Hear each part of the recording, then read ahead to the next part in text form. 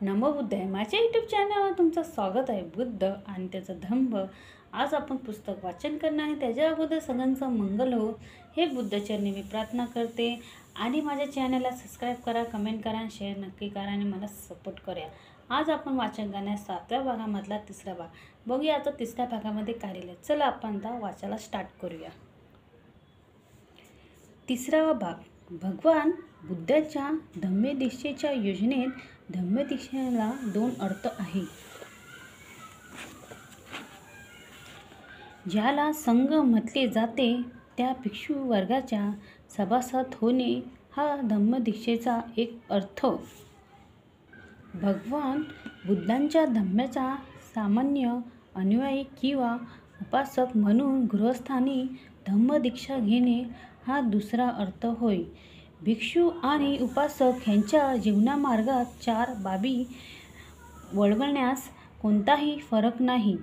उपासक हा गृहस्थच राहतो तर भिक्खू हा गृही परिव्राजक बनतो. उपासक आणि भिक्खू या दोघांनाही आपल्या आयुष्यात काही नियमाचे पालन करावे लागते. भिक्षूच्या बाबतीत या नियमाचे उल्लंघन दंडनीय ठरते. उपासकाच्या बाबतीत हे नियम म्हणजे अन्याय होतो. त्यांनी आपल्या सामर्थ्यानुसार त्यांनी शीलाचे जास्तीत जास्त पालन करावयाचे असते.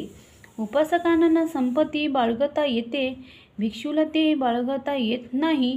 उपासक होण्यासाठी कोणताही संस्कार करावा लागत नाही. भिक्खू होण्यासाठी उपसंपदा नावाचा संसर्गविधी करावा लागतो. भगवान बुद्धांनी त्यांच्याकडे दीक्षेसाठी आलेले भिक्खू किंवा उपासक बनविले.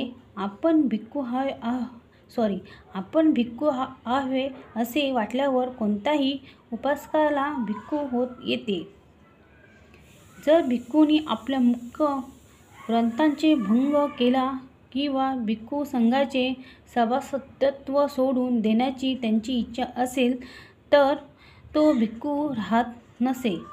ज्याची नावे पुढील पृष्ठात आली आहेत त्यांनाच भगवान बुद्धांची दीक्षा दिली असे समजू नये. जी निवड उदाहरणे दिली आहेत ते आपल्याला धम्माची शिकवण देण्याची किंवा आपली भिक्खू संघाचे प्रवेश देण्याच्या बाबतीत बुद्धांनी कोणत्याही प्रकारे स्त्री-पुरुष भेद किंवा जातीभेद मानला नाही हे दाखविण्यासाठी निवडलेली आहेत. हा आपला 7व्या भागामधला 3रा भाग आपला पुस्तक वाचन झाला आहे. आणि माझ्या चॅनलला सबस्क्राईब नक्की करा आणि मला सपोर्ट करा. लवकरच भेटूया पुढच्या व्हिडिओमध्ये. साधू साधू साधू.